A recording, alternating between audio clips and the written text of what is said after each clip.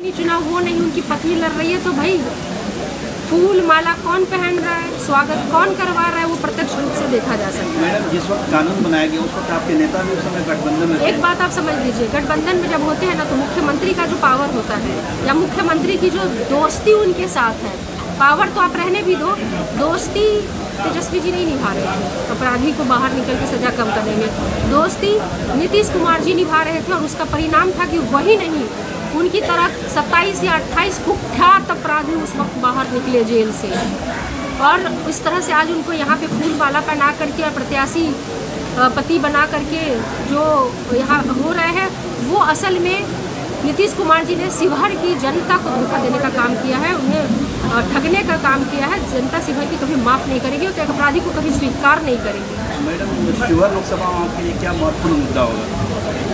देखिए, मैं ऋतु जायसवाल हमेशा अपने काम के लिए जानी जाती हूँ, चाहे मैंने मुखिया के तौर पे अपनी जिम्मेवारी ली हूँ, तो भी मैंने एक मुखिया के तौर पर कि पूरे देश में मैंने सम्मान प्राप्त जनता के भरोसे और अपने काम की बदौलत पाया है, और शायद उसी काम की बदौलत आज लोकसभा में एक मुखिया से लोकसभा तक का सफ़र तय किया है, और आज शिवहर की जनता के सामने हूँ, वो अपनी काम की बदौलत। तो मुझे पता है कि शिवहर सबसे छोटा होने के बावजूद भी बहुत पिछड़ा हुआ है, और कई विकास के कार्य हर मायने में यहाँ होने हैं। तो उसके लिए सीधी सी बात है कि सदन तक अगर पहुँचती हूँ तो वो आवाज़ भी उठेगी, वो काम भी दिखेगा, और निश्चित तौर पे अगर मौका मिलता है, जो कि मुझे यकीन है कि मिलेगा, शिवहर अपने विकास के लिए जाना जाएगा, और वो दिन बहुत दूर नहीं है।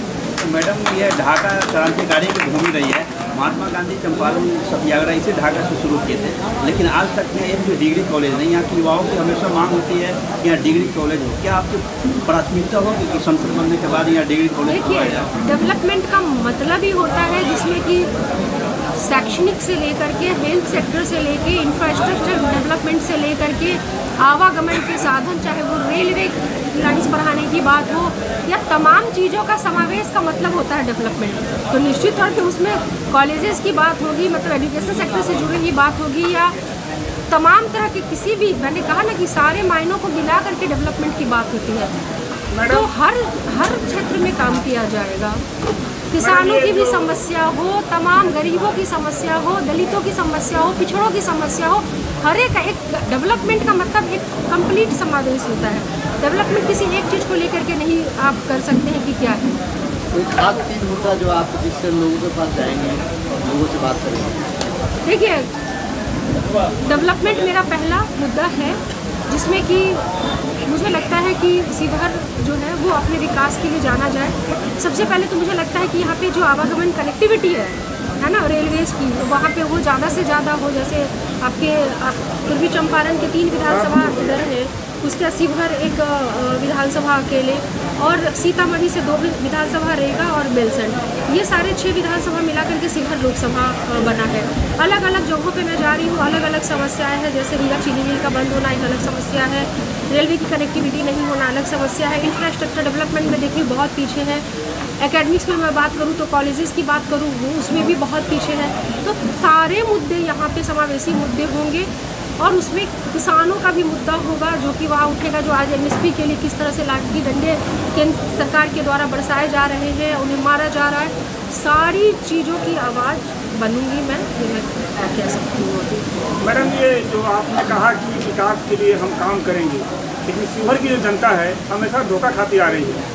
आपके लिए कहा जाता है आप बाहर से आई हैं, पहले कभी आप नहीं आई हैं इस क्षेत्र में, लोग आपसे किस तरह का उम्मीद रखिए। और एक बात और है कि यहाँ मुस्लिम जो मतदाता है उन्होंने बहुत पहले से ही मुस्लिम प्रत्याशी की मांग कर रहे थे, लेकिन आपके पार्टी के तरफ से उनको टिकट नहीं दिया गया। बहुत सारे मुस्लिम कम्युनिटी के जो लोग हैं उनको कैसे समझाएंगे आप, और आपको टिकट मिलने में इतना समय क्यों लगा?